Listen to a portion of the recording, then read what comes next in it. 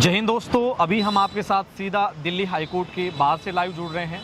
बहुत सारे साथी आज एक बार फिर से नज़रें बनाए हुए हैं कि आज दिल्ली हाई कोर्ट में कहीं ना कहीं जिस सुनवाई का हमें आखिरी का जो दौर था उस दौर तक साथियों हम पहुंच चुके हैं। जुलाई से जो सफ़र शुरू हुआ था, ये तमाम मेरे साथी हैं, इनसे कई ज़्यादा साथी हैं वो अभी बैठे हुए हैं, सबको इंतज़ार है।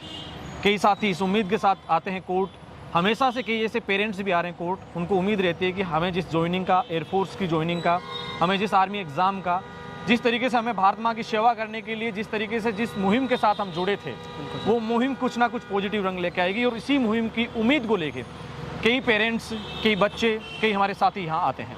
मेरे साथ ऋतिक है जो हमेशा की तरह इस सफ़र में शुरू से मेरे साथ रहा है।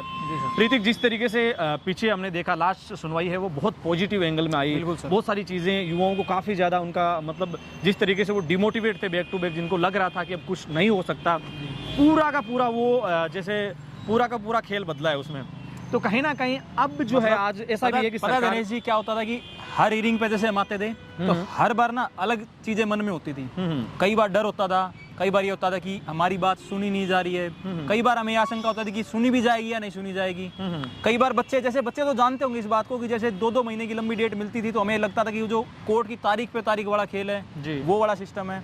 लेकिन जब से प्रशांत भूषण ने जब जिक्र किया था कि बच्चों की उम्र निकली जा रही है, ये सेवा का मामला है और यहाँ पे उम्र बहुत मायने रखती है, तो जज साहब ने भी उस चीज़ को समझा और मानवता दिखाते हुए वहाँ पे जज ने बोला कि हम इस मामले को रेगुलर सुनवाई करेंगे। 2:30 बजे से हमारा टाइम फिक्स कर दिया गया। और कल की हियरिंग के अंदर भी जब हमने देखा कि 2:30 बजे शुरू होके और जब 4:30 बजे का कोर्ट का बंद होने का समय होता था, उसके बाद भी 5:15 तक हियरिंग हमारी जब चली है, तब हमें पूरा विश्वास कोर्ट पे हो गया कि हमारी बात सुनी जा रही है वहाँ पे और जल्द से जल्द इस मामले को जिस तरीके से अभी तक कल कोशिश की कि एडिशनल सॉलिसिटर जनरल है, इससे पहले सॉलिसिटर जनरल ने भी कई सारी बातें सामने रखी थी। आज भी कई चालें हैं। आपको पता है कि जब इस जगह पहुंचे हैं तो ये हक बनता है, ये राइट्स है हमारे संविधान का कि अपने अपने जो भी उनकी प्रोसीजर्स के आधार पे जो भी उनके आर्गूमेंट्स है, जो भी तथ्यात्मक बातें हैं वो सामने रखी जाएगी। कई ऐसे महत्वपूर्ण बिंदु कौन से ऐसे रह सकते हैं जहाँ से सरकार कोशिश करेगी वापस गेंद को अपने पाले में लाने की, ऐसे कौन से बिंदु हो सकते हैं? सरकार देखिए, जैसे तो पहले तो उन्होंने ये बताया कि हम जैसे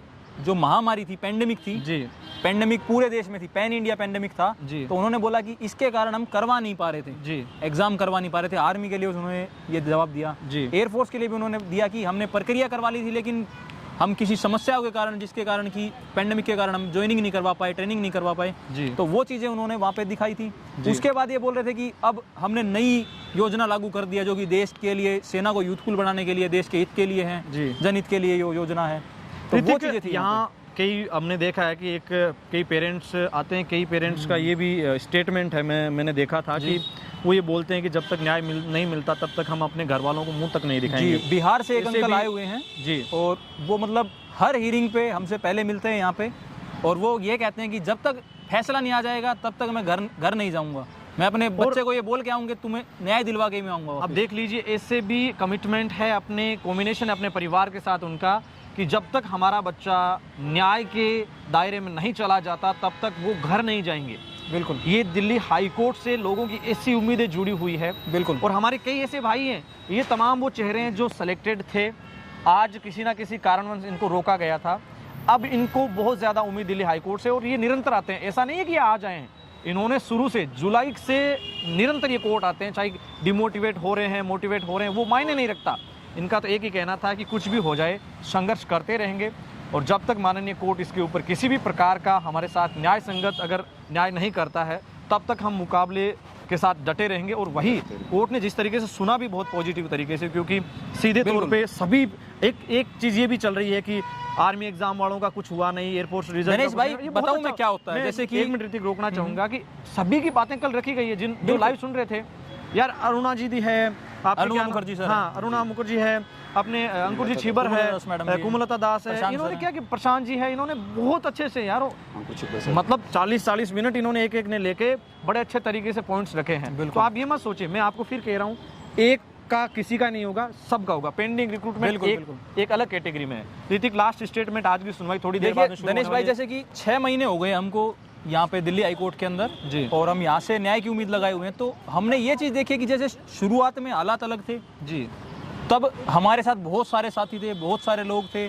श्योर। अगर हम बात करें अकेडमीज की, हाँ। और अगर हम बात करें कि चैनल्स वालों की, न्यूज़ चैनल्स वालों की, और मीडिया और ट्विटर वगैरह पे भी साथ थे, बहुत सारे थे। लेकिन जैसे जैसे इनको लगा कि यार ये तो 1.5 महीने की डेट दे दी, वो सब अलग होते गए, बैचेज चलाते गए, सारी चीज़ करते गए। देखो ये चीज़ हमें कहने में इतना अच्छा नहीं लगता, लेकिन कहनी पड़ रही है ये, क्योंकि उन्होंने हमारा साथ ऐसे मौके पे छोड़ा था दिनेश भाई जहाँ पे हमें साथ की जरूरत थी। क्योंकि हम भी बच्चे हैं, हम भी 20-21 साल के हैं, हमारा भी मनोबल टूटता है। जब हमें किसी बड़े की सहारे की जरूरत थी, उस टाइम पे इन्होंने हमारा हाथ ऐसे बीच में छोड़ दिया था।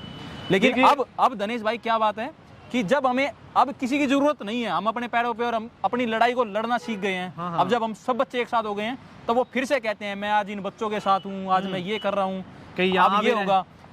अब पॉजिटिव दिख रहा है और उनको लग रहा है ना कि हाँ डेली हियरिंग हो रही है, बढ़िया वीडियो बनाएंगे, बढ़िया ये करेंगे, या फिर इस चीज़ के नाम पे पब्लिसिटी करेंगे। मतलब क्या होता है कि बच्चों की भावनाओं के साथ क्या खेलते हैं, हमारा मन रोता है इस बात को लेके, हमें गुस्सा बहुत आता है इन चीज़ों के कि यार देखो जब हमें ज़रूरत थी तब किसी ने कुछ नहीं कहा। मतलब हमने बहुत बोला कि सर ट्विटर कैंपेन में प्लीज़ हमारा साथ दे दो, अरे नहीं अब तो इसको भूल जाओ। पता है क्या बोलते दिनेश भाई, पढ़ाई करो, ये अग्निवीर की भर्ती के एग्जाम दे लो, अग्निवीर बन जाओ, परमानेंट हो जाओ।